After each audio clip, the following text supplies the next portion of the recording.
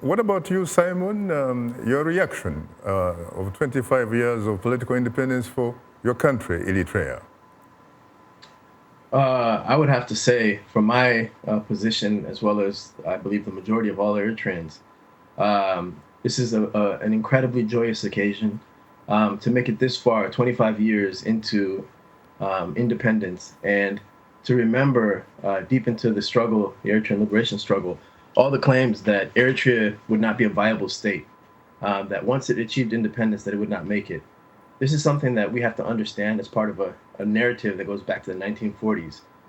That basically Eritrea is this disunited, non-viable state. It was the claim back then. And so during the struggle, actually a de facto state was created.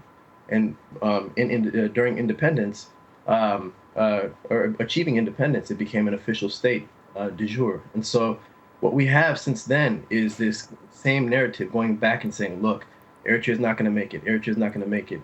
And then when Eritrea went to war in 1998 with Ethiopia, the 2-year war followed by this long war of attrition that continues until this very day, everything has been attempted to essentially isolate the nation and wait for it to implode.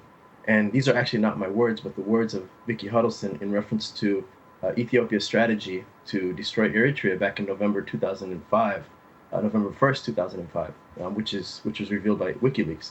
And so so many things have been done, so many conspiracies, as you know, we use that word. That word sometimes has a negative connotation. I tend to avoid using it, but we have to understand that much has been done to Eritrea to reverse its sovereignty and to tell the world, to make it appear to the world that this is a non-viable state.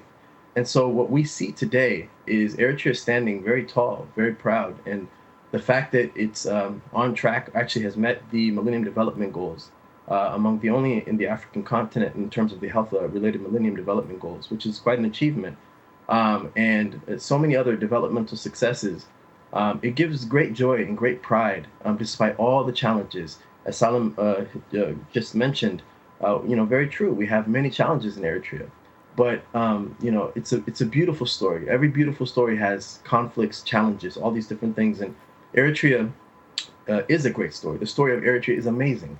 And so 25 years into independence, I believe that Eritrea is headed in the right direction on an upward trajectory, despite all that has happened and gone on. And so I think this is just one of the a very joyous occasion for many Eritreans around the world.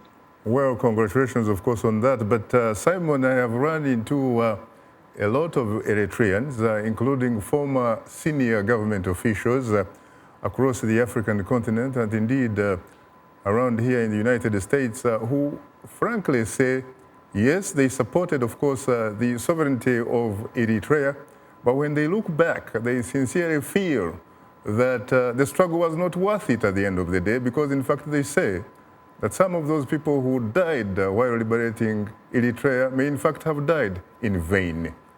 How do you react to that? When I hear these things, one thing that really comes to mind first and foremost is in the Eritrean mindset, among the Eritrean people, there is the remembrance of martyrs. There were 65,000 Eritrean martyrs who died during the independence struggle, and virtually every family was affected by this, lost a child, a brother, a sister, a mother. And the thing is that they died for a vision of Eritrea. Like I said, Eritrea was said not to be a viable state, despite the fact that it was the second most industrialized nation in Africa, after South Africa, prior to Ethiopian colonization. And so they reversed this narrative, turned it into a negative one, and said that Eritrea would not be able to make it after independence. And so throughout the 30-year struggle, you heard, just like you hear today, oh, Eritrea is not going to make it. Eritrea, it's not worth it to fight this independence struggle. Look, you're 29 years into independence, or into this struggle. You're not going to do it. This is in 1990. This is at the cusp of liberating the country. You still had the naysayers. In 1988, in March, the Battle of Alphabet was a tremendous victory for the Eritrean people. But just before that, there were so many naysayers. And so I feel again that this is a very similar situation where you have Eritrea is almost there. It is getting there. The media paints a different picture, and so people get confused and they turn away from Eritrea, and I they have this see. perspective on Eritrea. So that's what we have today: is that we have people that are twisting the narrative to make it appear as though it wasn't worth it. But this goes back throughout our history. So it's just the same, more of the same. Thank you.